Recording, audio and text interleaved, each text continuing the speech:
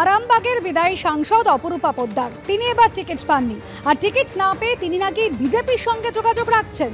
শ্রীরামপুরে BJP প্রার্থী কবি শঙ্কর বসু, তার দাবি ঘিরে এমনই জল্পনা তুঙ্গে উঠেছে। বিজেপির সঙ্গে যোগাযোগ করেছেন অপরূপা পোদ্দার, এমনই দাবি করছেন শ্রীরামপুরে বিজেপি প্রার্থী। মিথ্যে কথা, বিজেপির কোন নেতার সঙ্গে যোগাযোগ করেছে বলুন, পাল্টা অপরূপা পোদ্দার। অপরূপা পোদ্দার যিনি গতকালই বলেছিলেন যে ভোটে লড়ার টাকা নেই বলেই টিকিট পাইনি, কেন টিকিট পেলাম না তার উত্তর হুগলির এক অভিজ্ঞ সাংসদ এবং দুজন মন্ত্রী দিতে পারবেন। গতকাল এমনই বিস্ফোরক মন্তব্য করেছিলেন আরামবাগের বিদায়ী তৃণমূল সাংসদ অপরূপা পোদ্দার। একজন পুরনো বিজেপির সাথে যোগাযোগ করেছেন এবং আমাদের শীর্ষ নেতৃত্বের সাথে ওনার যোগাযোগ আছে। আগামী দিন শীর্ষ আমি শ্রীরামপুরের যিনি ক্যান্ডিডেট কবির বাবুকে আমি বলতে চাই, উনার যদি দম থাকে তাহলে উনি বলুক আমি কোন বিজেপির নেতার সাথে যোগাযোগ করেছি, কেন মিথ্যে অভিযোগ করছে।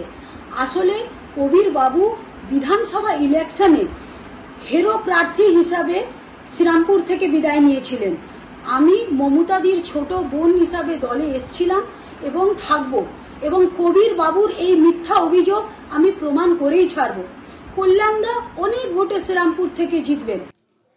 অপরূপা পোদ্দার দাবি করেছিলেন তিনি কেন টিকিট পাননি, সেই উত্তর হুগলির একজন অভিজ্ঞ সাংসদ এবং রাজ্যের দুই মন্ত্রী দিতে পারবেন। যদিও অপরূপা পোদ্দারের এই দাবি খারিজ করেছেন কল্যাণ বন্দ্যোপাধ্যায়। তিনি বলছেন দলে কেউ কেন টিকিট পাবে সেটা মমতা বন্দ্যোপাধ্যায় ঠিক করেন, এক্ষেত্রে আর্থিক কোনো পরিস্থিতি দেখা হয় না। কি বলেছেন কল্যাণ বন্দ্যোপাধ্যায় শোনাবো।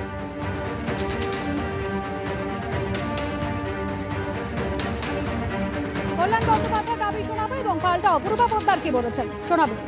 উনি তো আমাকে কোনোদিন বলেননি যে ওনার টাকা নেই তার জন্য উনি লড়তে পারবেন না, এরকম তো আমাকে কোনোদিন জানাননি।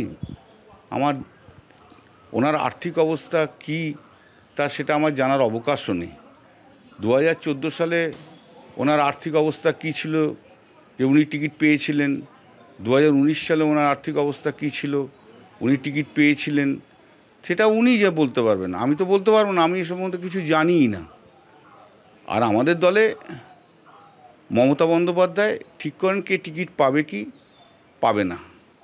আর্থিক অবস্থার কোন প্রার্থীর কি অবস্থাতে রয়েছে, সে ধনী কি গরিব কি মাঝারি, সেটা কোনো ফ্যাক্টর হয়ে দাঁড়ায় না তৃণমূল কংগ্রেস থেকে টিকিট পেতে গেলে।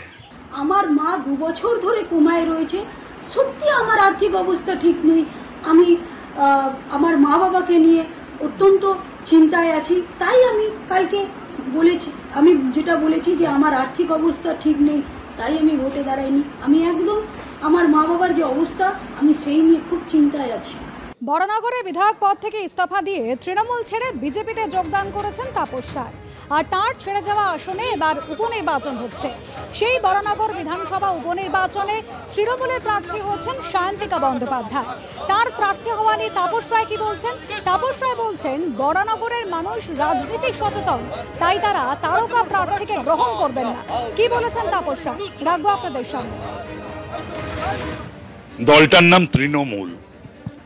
বরানগর তৃণমূল স্তরের অনেকেই ছিলেন বা বাইরেও অনেকের নাম চলছিল। এই দলটা এখন সায়ন্তিকাদের দল হয়ে গেছে, খুব দুর্ভাগ্যের। নাম কিন্তু গ্রাসরুট তৃণমূল, তার সঙ্গে তো কোনো সাদৃশ্য বা মিল খুঁজে পাচ্ছি না। বরানগরকে আমি 13 বছরে যা চিনেছিলাম বা জেনেছি বা বুঝেছি, একটা অত্যন্ত রাজনৈতিক সচেতন মানুষদের জায়গা। রাজনৈতিক সচেতন মানুষেরা বাস করেন। এহেন একটা রাজনৈতিক সচেতন জায়গায় তারা রাজনৈতিক কর্মী খুঁজে বেড়ায়। সজলকে মানুষ জানে চেনে, প্রতিষ্ঠিত একজন রাজনৈতিক কর্মী। যে বরানগরে আপনি গতকাল প্রার্থী হয়েছেন, একটা জল্পনা ছিল, গতকাল ফাইনালি সেটা ওয়ার্কআউট করলো, কি মনে হচ্ছে? আমি খুব খুশি এবং আমি আমার দলের কাছে কৃতজ্ঞ। আমার নেত্রী মমতা বন্দ্যোপাধ্যায় এবং আমার নেতা অভিষেক বন্দ্যোপাধ্যায়কে আমি ধন্যবাদ জানাবো যে একটা রাজনৈতিক পীঠস্থান যাকে বলা হয় বরানগর, এরকম একটা প্রেস্টিজিয়াস সিট আমি সুযোগ পেয়েছি সেখান থেকে প্রতিদ্বন্দ্বিতা করার। আমি শিখতে পারবো। I am really lucky, I am looking forward. Sayantika, Tapas Roy এখানকার প্রাক্তন বিধায়ক, তিনি আজকে সকালেও একটি সাক্ষাৎকারে বলেছেন যে তৃণমূল কংগ্রেসের কি অবস্থা হলো, রাজনৈতিক কোনো নেতৃত্ব নেই, কাউকে খুঁজে পাওয়া যাচ্ছে না, কোনো জায়গায় সায়নী ঘোষ বা কোনো জায়গায় আপনাকে টিকিট দেওয়া হচ্ছে, কি বলবেন? উনি আমার থেকে অনেক সিনিয়র, উনি ওনার যেটা মনে হয়েছে উনি সেটা এক্সপ্রেস করেছেন, সেই বিষয়ে আমি কোনো মন্তব্য করব না। হ্যাঁ, আমার বেশি অভিজ্ঞতা নেই, 3 বছর মাত্র, কিন্তু আমি শিখতে চাই।